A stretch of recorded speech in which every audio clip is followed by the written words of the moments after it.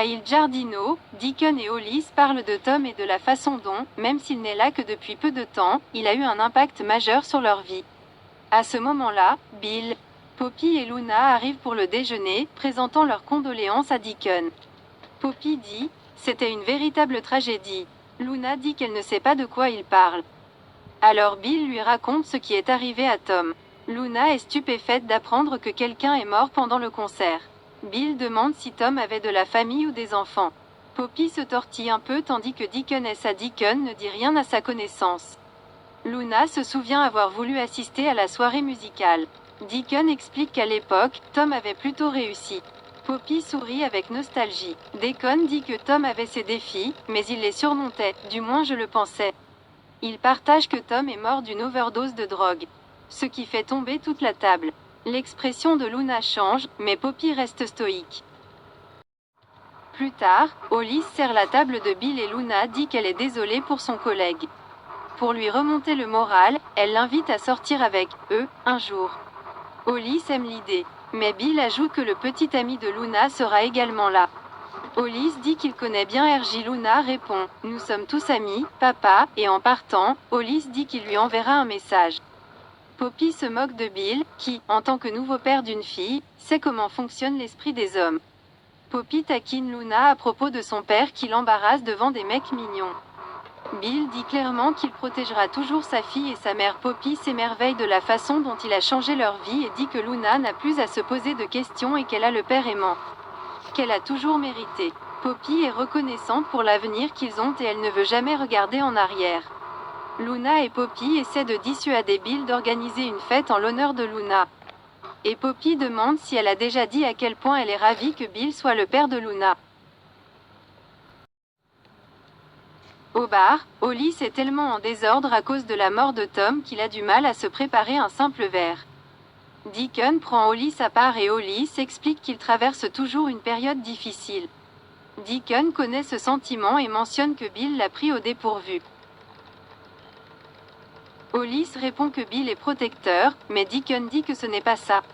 C'est que Bill était gentil et compréhensif envers Tom, ce n'est pas le projet de loi que Deacon connaît. Hollis revient rapidement sur le fait que la mort de Tom n'a aucun sens. Il était dans une si bonne position, mec, insiste l'employé de Deacon. De son côté, Deacon se demande si l'on ratait quelque chose. Deacon suggère à Hollis de faire une pause, ou de se ressaisir tout en nettoyant le placard à fourniture à l'arrière. Hollis va au placard à fourniture et commence à le ranger. Il découvre le sac à dos de Tom par terre. Nos prédictions indiquent que la découverte de Hollis entraînera plus de problèmes que prévu, alors restez avec nous pour des mises à jour sur le résultat sauvage.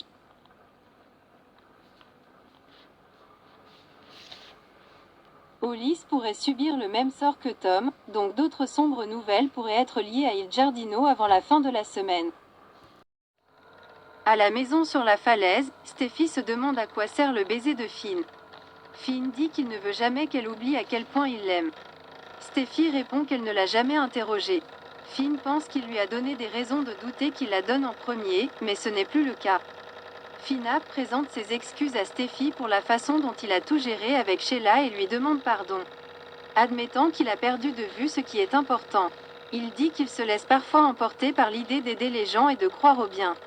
À partir de ce jour, Finn promet de s'assurer de toujours donner la priorité à Steffi. Steffi a en effet pardonné à Finn, qui lui a assuré qu'il ne la laisserait plus jamais tomber. Steffi dit qu'elle ne veut pas que Finn change cela chez lui. Finn dit que ce n'est pas une excuse et il demande si Steffi lui pardonnera de lui avoir demandé d'incorporer Sheila dans leur vie. Il déclare qu'il a tout fait de travers. Il a dit et fait des choses qu'il aurait aimé pouvoir reprendre. À son avis, Steffi mérite d'être aimée, respectée et entendue, et à partir de ce jour, il la fera toujours passer en premier. Steffi reconnaît qu'elle a eu du mal avec Finn et sa connexion avec Sheila, mais dit qu'elle ne veut plus en parler. Finn dit qu'il a été temporairement égaré par ses émotions et qu'il passera sa vie à essayer d'obtenir son pardon. Steffi lui pardonne volontiers et il dit qu'il ne la laissera plus jamais tomber. Ils déclarent leur amour et commencent à s'embrasser. Elle dit, ils ne peuvent plus jamais laisser quoi que ce soit ni personne s'interposer entre eux, ils s'étreignent et Finn verse des larmes. Hope et Brooke travaillent dans le bureau principal de Forrester Création, même si la jeune femme admet qu'elle a du mal à se concentrer. Cela n'aide pas qu'elle soit censée faire l'inventaire des bagues. Brooke dit qu'elle comprend ce qui se passe, mais rappelle à Hope que Thomas ne s'est mis avec Paris qu'après avoir été rejeté à plusieurs reprises par la femme avec qui il voulait vraiment être. Hope admet qu'elle a eu amplement l'occasion de dire oui à un mariage avec Thomas, et elle n'était juste pas prête à dire oui. Elle craint que la relation de Thomas avec Paris ne revienne à son comportement problématique passé. À son tour, Brooke se demande s'il se passe quelque chose de plus. Peut-être, suggère-t-elle, que la confusion de Hope à propos de Thomas n'est en réalité qu'une façon pour vous de fuir votre attirance pour le mari de Steffi. Mais Hope insiste sur le fait que ses sentiments pour Thomas étaient vraiment passionnés et excitants. Il lui faisait sentir qu'elle était la seule femme avec qui il avait toujours voulu être. Brooke pense que c'était une bouffée d'air frais après ce que Liam lui a fait subir, mais cela pourrait être un faux sentiment de sécurité. Hope demande ce que cela signifie. Brooke souligne qu'elle a eu une ou deux relations passionnées dans le passé. Et parfois, elle ignore les ingrédients clés très importants qui devraient être impliqués.